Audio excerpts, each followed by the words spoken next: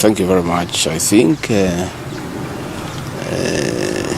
on Thursday I had proceedings in the Senate throughout the morning, and I think we broke at 1 o'clock or so, and I retreated for lunch with my team of lawyers and a few of my senior officials in the office of the Deputy President. And after lunch, we went through my examination in chief in the afternoon and possible areas of cross-examination by the councils for the National Assembly and by the senators themselves. And my team took off for the Senate, and I went through my office to pick my notes. And when I was going to the office is when suddenly I developed very, very intense pain in the chest, and I sat down, and the pain continued, and it was very intense and very sharp. And I did call my doctor, Dr. Gachagua, of this hospital, who has been my doctor for the last 20 years. And I described him in brief how I was feeling. He asked me about the intensity of the pain, and I told him it was very, very, very intense. And as we were speaking, I started having shortness of breath, and Dr. Gachagua instructed me to drop everything I was doing and get here to Karen as quickly as possible. He told me what I had described is not a good thing, and I should come here. And I went down through the lift to my car, and they instructed my people to very speedily bring me here. And by the time I was getting here, I was under a lot of pain and shortness of breath. And I found Dr. Gachagua and his team of paramedics were waiting for me, and quickly examined me. And he quickly made a decision that I must be admitted immediately for observation and possible treatment. And in fact, after I stabilized, he did tell me that had I been late for another 20 minutes, we would be talking a different story today. He didn't want to thank Dr. Gachagua and his team of doctors and paramedics and the nurses. They have really taken very good care of me. And he would have wanted me to stay a bit longer for further observation. But I've requested that he allows me to go home. And he thinks I'm quite stable to go home, where he can look after me when from home. In any case, my home is not far away from here, and if there is any problem, I should be able to get back here. But as we speak, I'm okay, a little bit weak, but I feel better. The pain, the intense pain has gone away. What is there is very little pain. It is manageable for a man. A man must be able to withstand some of these small things. But in his assessment, I'm out of danger. But when I came in, it was very, very, very severe. And I want to thank the people of Kenya for their prayers. And I'm sorry, many came to see me. I was not able to see them. The doctor could not allow them because I needed a lot of rest.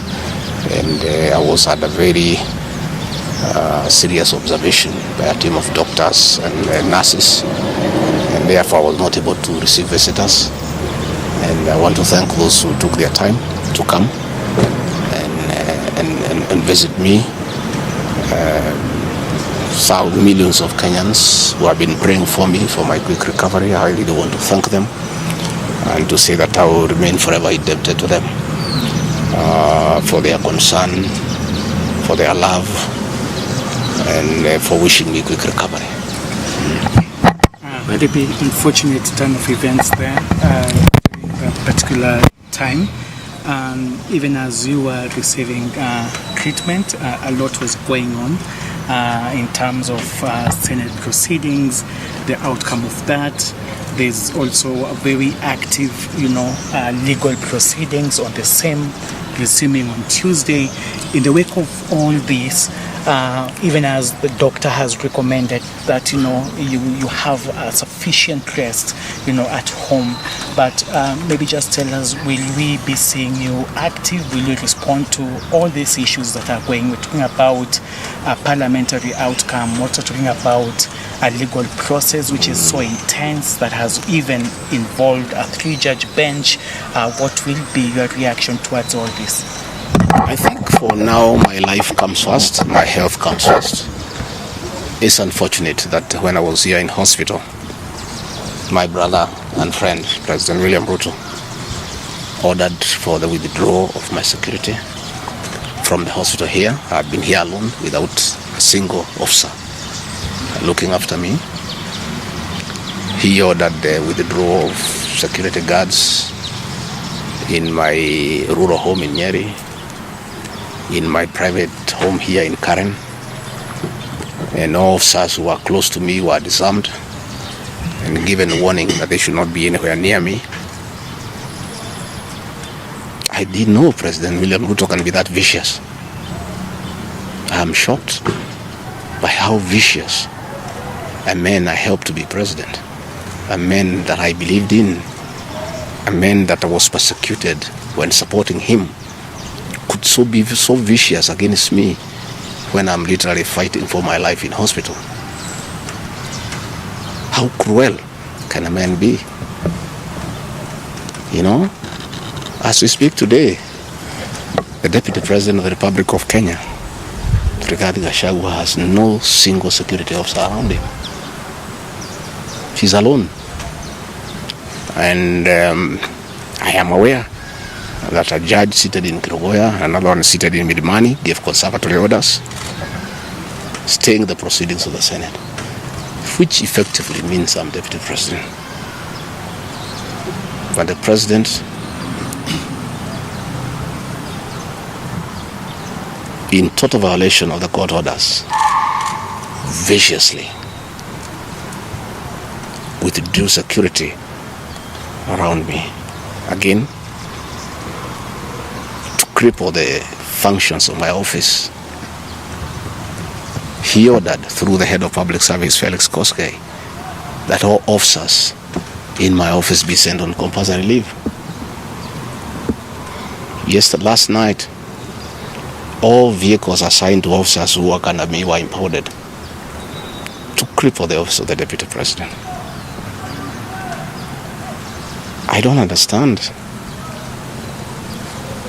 this level of viciousness to a man who have been your deputy, who helped you to become president, irrespective of whatever he has done. At his lowest moment in life, when he's literally struggling to stay alive, you unleash such viciousness against him. I bear no grudge against anybody, but I had not seen that in President William Ruto. The man I'm seeing is not the one that I thought that I knew. I know there was concerted effort that I should not go to Kwale for the celebration. Wilson Airport were told that I should not go through Wilson Airport. All owners of helicopters were told that I should not be allowed to use any of them to go to Kwale. I don't understand. But as I say, I want the people of Kenya to know As I go home today, I have no security. And it's good that they know. And if anything happens to me or my family, President William Ruto must be held to account. We've made many mistakes in life.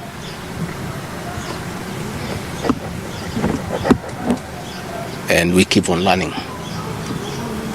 I trusted President William Ruto. The people of the region where I come from, the Mount Kenya region, trusted him. In fact, as we were preparing to go to office, nobody else trusted him.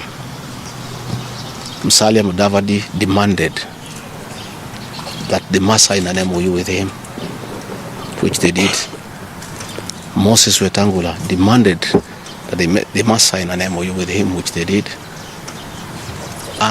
Amazon Kingi demanded the same. Alfred Mutua, everybody else. I'm the only man who trusted him.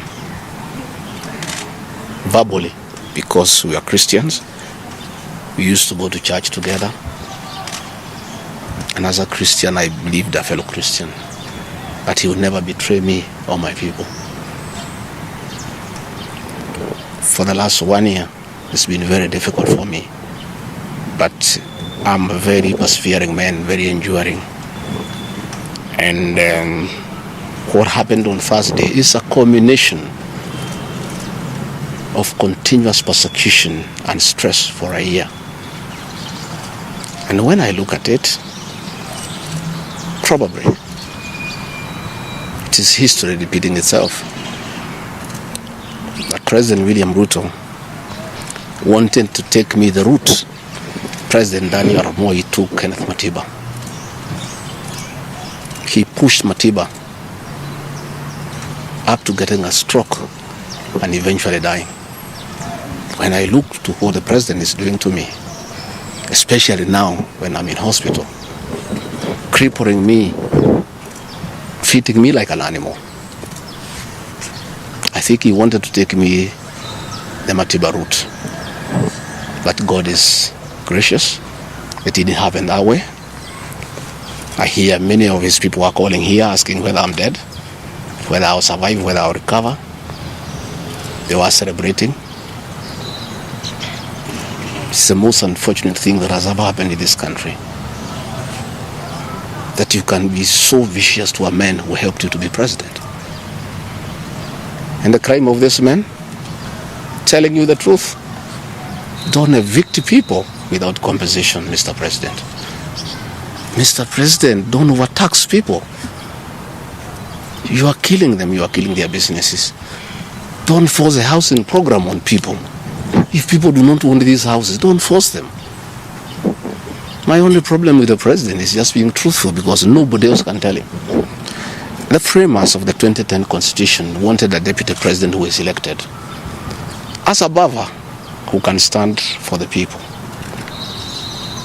The charity we are being treated for, too, is get rid of an elected deputy president and appoint a control freak. A fellow you appoint who cannot ask a question, who cannot say anything. And I'm sure if they succeed, he'll be asked to sign an undated resignation letter so that in case he starts asking questions, he can just be told to resign. But the framers of the 2010 Constitution were very clear in their mind why they wanted a deputy president who is elected. I'm the only man in the cabinet and in the whole government who can stand up to President William Ruto and tell him, hey brother, this is not right. This Adani thing is not good for the country. There's too much corruption, Mr. President. This housing thing is being forced down on the people of Kenya. And they don't like it. Please don't force it down on them. You know, situations where medical equipment that was being supplied by Kenyans to the Ministry of Health now has been given to one single Asian. I said, Mr. President, this is not right. We are killing our business people. So, as we speak, I say that my lawyers are in court. We have faith in our judiciary. And I requested that according to the rules of natural justice, I be accorded an opportunity to be heard in the Senate. You remember I presented myself to the National Assembly and defended myself. In the Senate, I was there day one, and even when the Speaker asked me to sit down to listen to the charges, I decided to stand up to face my accusers. I was there the following day. I was ready for cross-examination. The 11 counts is nothing but malice and fiction. It was a political game by the president to get rid of me. And looking at it, I don't think the president had any intention of ever working with me. I think he just needed me to help him win the election because of my mobilization capacity and the faith the Mount Kenya region has in me. So I should have been given an opportunity. I have asked my lawyers and they have told me the motion was not time-bound. What is time-bound is a select committee that should work for 10 days and then report to plenary. That committee was never constituted. So this matter should have continued and waited for me. I was ready for cross-examination so that I answer those 11 counts one by one, and I'm sure had I been given that opportunity, I would have persuaded the senators otherwise. I was not given that opportunity. When you look at the speed at which Rigathi Gachagua is being held at office, it's like the story of Simon Makonde. You remember that story? Yeah. One who died, who was born on Monday and by Sunday was buried. The kind of efficiency that has been exhibited in holding Rigathi Gachagua out of office, if this efficiency was being exhibited in the management of the affairs of this country, Kenyans will be very happy. What is the hurry? The framers of the Constitution gave the president 14 days to look for somebody to replace the deputy president. It gave Parliament another 60 days. That's a total of 74 days. Why is a job that was prescribed by the framers of the Constitution to be done within 74 days is being done in half a day? You must ask yourself that question. I think it's being hurried to circumvent justice to avoid the courts of law from interrogating this matter and making a decision. The courts told us they don't want to interfere with the process, to let the parliamentary process get finished and then go to them. We have gone to them now. It's over. The courts will interrogate the process and make a determination.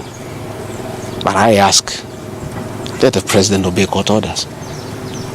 Through a court order, Rigathi Gachagua is deputy president. Why doesn't he have cars? Why doesn't he have security? Why has his office been made dysfunctional?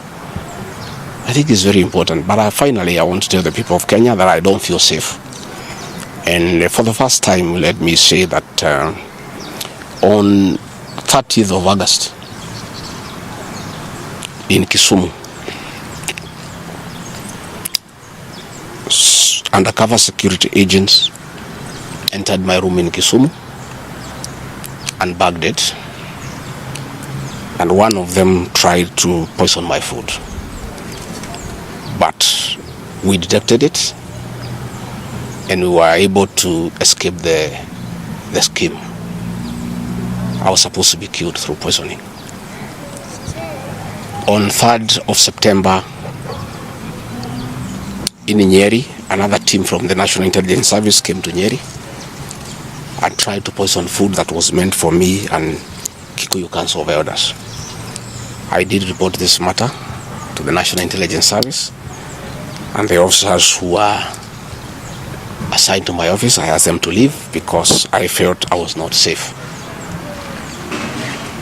After the 2 attempts to assassinate me through food poisoning failed, it is when this impeachment motion was hatched. When my security was withdrawn here, officers from the National Intelligence Service have been hovering in every room, in every compound here, to an extent that I had to call my wife and my children to come and stay in my room, just in case they get entry to my room or compromise the people who are treating me. So Rigathi Gachagua and his family feel very exposed because these people have tried to kill us before. They have now tried to get us out of office.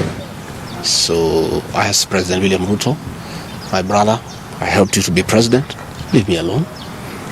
Leave my children alone. Do whatever you want, but let me live. Let me look after my children. You can do whatever you want with the country, but allow me to live. Because I was there for you when you needed somebody to be there for you. When you were in trouble and you needed a man who could stand with you, I stood with you, with my family. You have paid us in kind by being so cruel and vicious against us.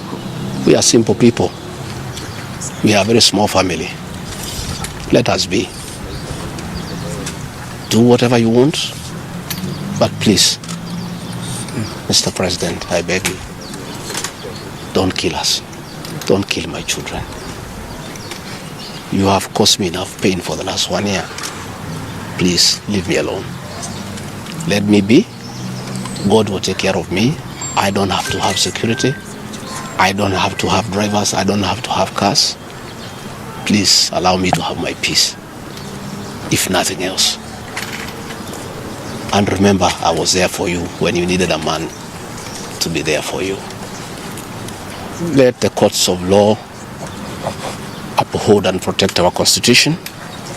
I ask the Chief Justice, Martha Koome, to live true to the fidelity of our Constitution, to make sure that this is a country of the rule of law, to allow the court process to take place and ensure that this process is not nugatory. There are orders asking that Gachagua remain in office until this matter is heard and determined. Let it be.